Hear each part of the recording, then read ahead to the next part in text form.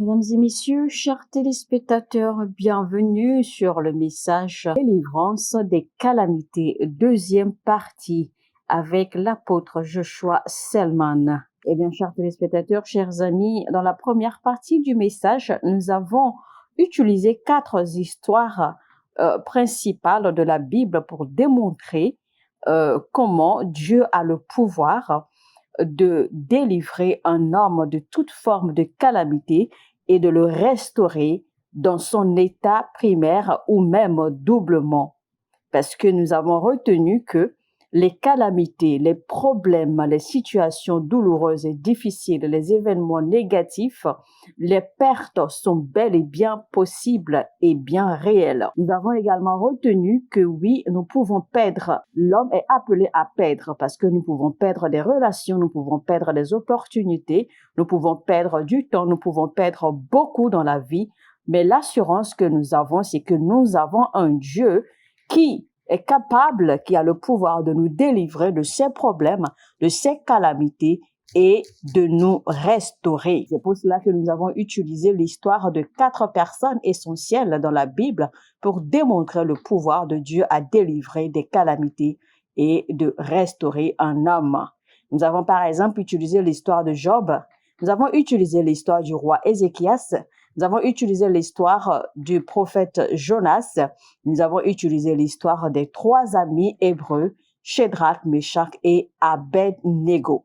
Alors aujourd'hui, nous allons évoluer, nous allons découvrir un peu ce que c'est qu'une calamité, ce qu'elle renferme et nous allons évoluer. Alors préparez-vous car je vous promets que ce message sera vraiment intéressant. Ce message bénira votre âme. Ce message bénira votre vie. Et donc, ne le gardez pas pour vous tout seul. Partagez-le maintenant. Partagez le lien maintenant au maximum autour de vous. Partagez-le, d'accord, sur tous vos réseaux sociaux, tous vos groupes et plateformes de communication, vos WhatsApp chat, vos statuts, vos différentes plateformes sociales, etc. Servez simplement des anges de l'évangélisation, car quelqu'un quelque part a certainement besoin de ce message pour s'édifier dans la foi, pour se réconforter, pour s'encourager, pour être béni ou même pour être délivré. Alléluia. Alors, allons rapidement découvrir ce que c'est qu'une calamité. Une calamité peut se définir comme un événement malheureux ou un désastre.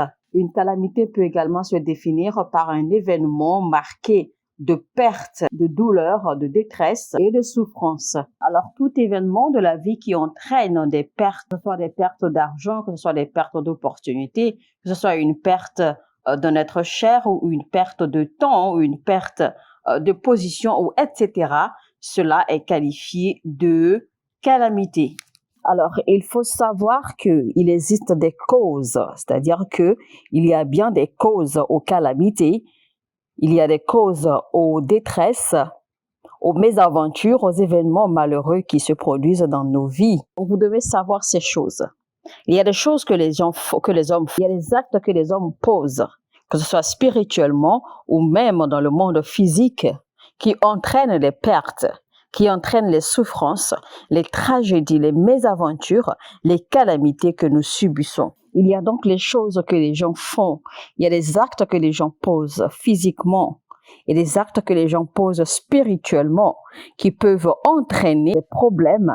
Alors, souvenez-vous quand la femme de Job lui a demandé, pendant que Job traversait les calamités qui se sont jetées sur lui ou qui sont tombées sur lui, la femme de Job lui avait demandé de renier Dieu, de maudire son Dieu et mourir. Alors, qu'est-ce qu'elle voulait dire par là? Cela veut-il dire qu'il y a quelque chose que l'on peut faire à Dieu et qui entraînerait la mort d'un homme immédiatement sur le champ? Mais quelle serait alors la formule ou alors quelle serait cette chose-là qu'un homme peut faire pour provoquer ou pour déclencher sa mort immédiate devant Dieu? Alors, si tant est que il y a une manière de faire quelque chose, eh bien, la femme de Job savait très bien ce que c'était. Et Job également savait très bien ce que c'était. Si nous prenions par exemple le roi Hérode a commis un acte qui a déclenché la colère de Dieu et qui l'a frappé et qui a fait qu'il était mort sur le champ, de sorte que des vers sortaient de son corps. Si nous prenons par exemple l'exemple de Ananias et de Saphira, Ils ont dû faire quelque chose pour provoquer la colère de Dieu et ce qui a entraîné leur mort subite. Ça veut donc dire qu'il y a des choses, il y a des actes quand vous les posez dans le règne spirituel, dans le règne physique, eh bien ces actes entraîneront des pertes, des tragédies, des calamités, des problèmes. Et ceci que vous soyez conscient de ce que vous faites ou pas. Ceci que vous soyez ignorant ou pas, que vous connaissiez ce que vous faites ou que vous sachiez ce que vous faites ou pas, cela entraînera des conséquences. Les actes que nous posons sur la terre ont des conséquences immédiates. Que nous soyons conscients ou pas de ce que nous faisons, les conséquences sont inévitables. Beaucoup de personnes, de par leurs actes, ont déclenché des lois naturelles sans le savoir. Beaucoup de familles, de par leurs actes, de par leurs paroles, ont déclenché des lois naturelles, ont déclenché des conséquences naturelles sans le savoir. De par leurs actes, leurs paroles, tout ce qu'ils font, leur style de vie, leur vécu, etc., etc., ils passent en fait des messages dans le règne spirituel. Ils passent des messages, ils passent des codes dans l'atmosphère et ils donnent ainsi, même de façon inconsciente, des instructions dans le règne spirituel pour faire manifester certaines choses dans leur vie, dans leur entourage, dans la famille, etc., et sans le savoir généralement. Il y a des messages que les hommes passent à Dieu. Il y a des messages que les hommes passent aux hommes. Il y a des messages que les hommes passent à la création. Il y a des messages que les hommes passent à la nature et qui provoquent des effets immédiats. Et vous serez surpris de la façon dont la nature réagira. Vous serez surpris de la façon dont la vie répondra à vos actes et à vos messages indirects et inconscients. Et les gens du monde occulte savent ceci. Les démons et les esprits savent ceci. Et c'est pour cela, quand ils décident de détruire la vie de quelqu'un, eh bien, ils n'ont pas besoin de visiter cette personne. Ils n'ont pas besoin de se rendre chez cette personne. Il suffit simplement qu'ils fassent des déclarations, qu'ils disent des choses, qu'ils programment cela dans le règne spirituel et qu'ils balancent cela dans la vie de l'individu en question. La femme de Job a dit, « Maudit Dieu et meurt ». Seul Dieu connaît ce que quelqu'un a pu dire, ce que quelqu'un a pu déclarer, que le règne de l'esprit a pris en charge et a réagi en conséquence. Et soudainement, vous remarquez simplement que dans votre vie physique, vos finances se sont éparpillées ou un malheur est arrivé. Quelque chose est arrivé.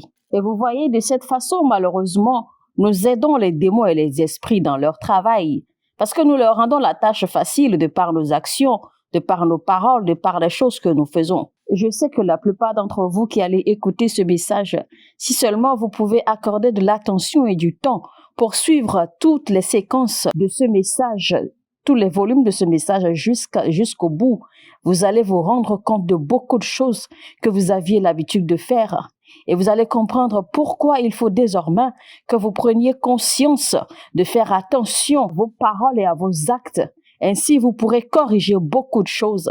Ainsi, vous pourrez corriger beaucoup d'erreurs que vous avez déjà commises. Beaucoup d'erreurs qui, en fait, facilitent la tâche au royaume de ténèbres contre vous et contre votre famille. Vous devez savoir que le règne spirituel est bien vivant et réel. Et le règne spirituel est tellement obéissant. Le règne spirituel réagit immédiatement.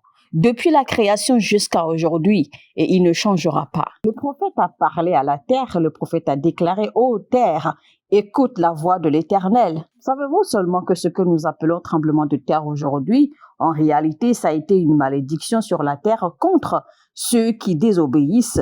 Souvenez-vous ce qui s'est passé contre ceux qui ont murmuré contre Moïse ou ceux qui ont désobéi aux instructions de Dieu dans la Bible. Eh bien, la Bible a déclaré en fait que Dieu a commandé à la terre de s'ouvrir et de les engloutir. Ça veut dire que la terre est une chose vivante, un élément vivant qui peut écouter et obéir à la voix, à l'instruction de quelqu'un. Qu'est-ce que Dieu a bien pu dire aux eaux? Et les eaux sont devenues si agitées, de sorte qu'elles ne pouvaient désobéir à la voix ou aux instructions de Dieu jusqu'à ce qu'elles aient rempli, jusqu'à ce qu'elles aient englouti la terre entière. Qu'est-ce que Moïse a bien pu dire à la mer pour que la mer obéisse à ses commandements et se divise en deux et se dresse comme un mur? Mesdames et messieurs, chers téléspectateurs, si vous ne vous posez pas pour comprendre les lois spirituelles ou les lois de la nature, vous serez en train de poser des actes. vous seriez en train de dire des choses, pensant que vous parlez en l'air ou pensant que vous faites des choses n'importe comment ou que rien ne se passera ou que personne ne vous voit. Mais inconsciemment, vous êtes en train de programmer ou alors de reprogrammer l'atmosphère. Vous êtes en train de reprogrammer les choses dans l'oreille spirituelle contre vous, contre vos enfants, contre votre famille, contre les choses que Dieu avait désignées pour vous. La Bible nous parle de la femme qui se moquait de David pendant que David louait et dansait pour Dieu. Et la Bible nous a simplement fait savoir en fait ce qu'elle a fait. Mais la Bible ne nous a pas en fait fait comprendre le principe ou le processus qui a conduit à ce qu'elle demeure stérile pour la vie. En réalité, elle se moquait simplement sans savoir que ce simple acte en fait était en train de déclencher dans le règne spirituel sa stérilité à vie. Parce que la Bible nous a fait comprendre en fait qu'elle est décédée stérile. Elle a passé toute sa vie stérile. Vous savez, quand la Bible dit « Seigneur, ordonne mes pas », allez simplement chercher à comprendre ce que cela veut dire. Imaginez par exemple dans l'histoire les disciples avec Jésus-Christ. Les disciples qui ont toujours été avec Jésus, ils ont rencontré un homme aveugle. Alors imaginez-vous la question que ces derniers posent à Jésus-Christ. Qui a péché entre ses parents? Est-ce le père ou est-ce la mère pour entraîner cette cécité à cet homme? C'était donc la question des disciples à Jésus. Alors, qu'est-ce qui cause les tragédies, les problèmes, les calamités et les pertes?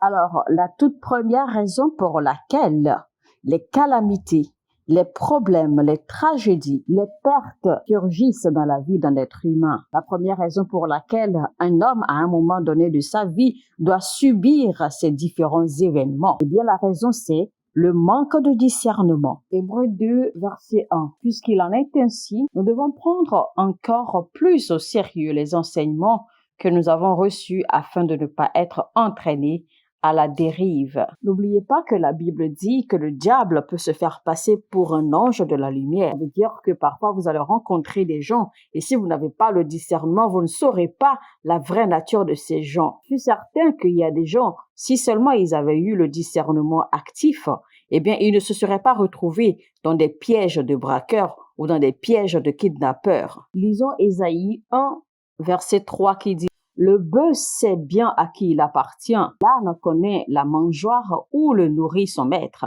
Israël ne veut rien savoir et mon peuple ne comprend pas. Vous savez, les gens par manque de discernement parfois ne savent pas reconnaître la voix de Dieu quand Dieu leur parle.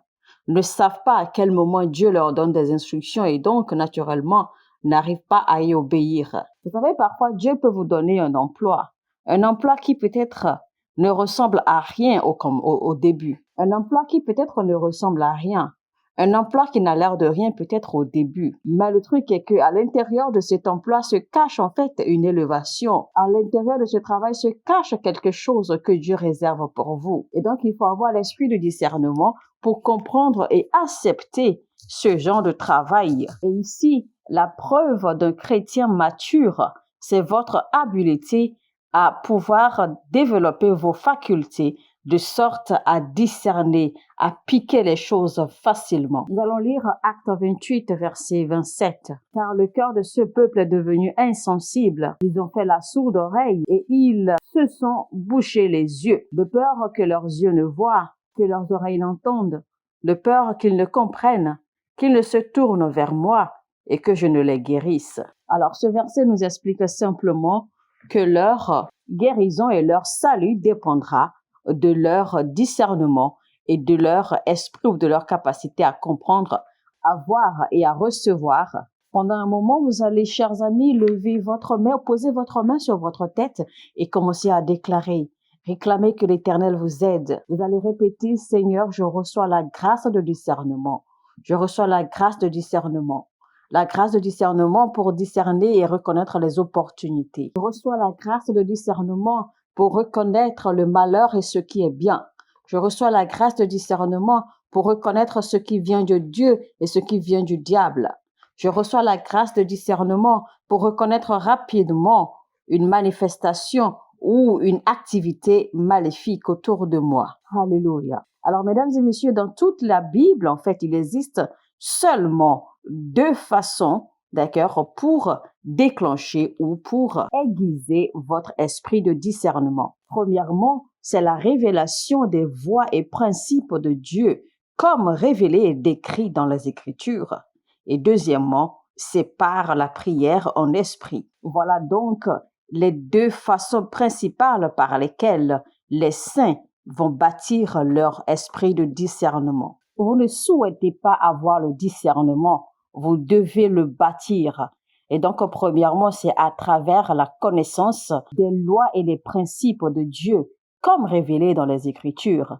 Et si vous ne maîtrisez pas comment Dieu fonctionne, comment Dieu opère, eh bien, le diable va vous décevoir en vous donnant des images, vous faisant croire que c'est Dieu qui est en train d'opérer jusqu'à ce qu'il s'assure de vous détruire. Et deuxièmement, prier en esprit. Alors, voyons maintenant la deuxième cause des calamités, des tragédies, des problèmes et des pertes dans la vie d'un homme. Eh bien, chers amis, la deuxième raison, aussi minime ou aussi négligée ou aussi insignifiante qu'elle puisse paraître, eh bien, c'est la négligence. La négligence, l'imprudence ou l'insouciance. Lisons Hébreux 2, verset 3. Alors, comment pourrons-nous échapper nous-mêmes au châtiment si nous négligeons un si grand salut? Nous faisons une pause là rapidement. Si nous négligeons un si grand salut. Il y a tellement de croyants, tellement de chrétiens qui sont si négligents, tellement insouciants de leur vie, insouciants de tout ce qui se passe autour d'eux. Ils prennent tout à la légère. Ils prennent Dieu à la légère. Ils prennent la vie, les événements, les activités. Ils prennent tout à la légère. Ils sont négligents, insouciants avec leur vie spirituelle, avec leur vie de prière. Ils sont insouciants, inconscients et négligents dans leur engagement à l'œuvre de Dieu, dans la maison de Dieu. Et ils pensent que par la magie ou par hasard, ils seront exemptés de problèmes, qu'ils seront exemptés de calamités et de dangers. Nous allons lire le livre de Juges chapitre 11 à partir du verset 30, qui nous parle en fait de l'histoire de Jephthé. Jephthé qui en réalité était un grand homme. Mais Jephthé, selon l'Écriture, selon son histoire, était en fait très très négligent avec sa vie. Alors nous allons voir. Jephthé fit un vœu à l'Éternel et dit, « Si vraiment tu me donnes la victoire sur les Ammonites, je te consacrerai et je t'offrirai en holocauste la première personne qui sortira de ma maison pour venir à ma rencontre quand je reviendrai en vainqueur de la bataille contre les Ammonites. » Vous voyez en fait que Dieu ne lui a jamais demandé quelque chose. Dieu ne lui a jamais demandé une offrande. Mais voici que par lui-même, en fait, il a décidé d'offrir quelqu'un, un être humain, d'accord, à l'Éternel. Alors, Jephthé se lança à l'attaque des Ammonites et l'Éternel lui donna la victoire sur eux. Il leur infligea de lourdes pertes dans 20 bourgs situés entre Aroé et Minite et jusqu'à la région d'Abel-Kéramine.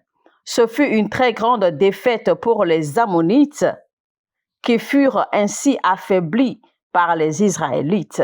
Après la bataille, Jephthé retourna chez lui à Mitzpa. Et voici que sa fille sortit à sa rencontre en dansant au rythme des tambourins.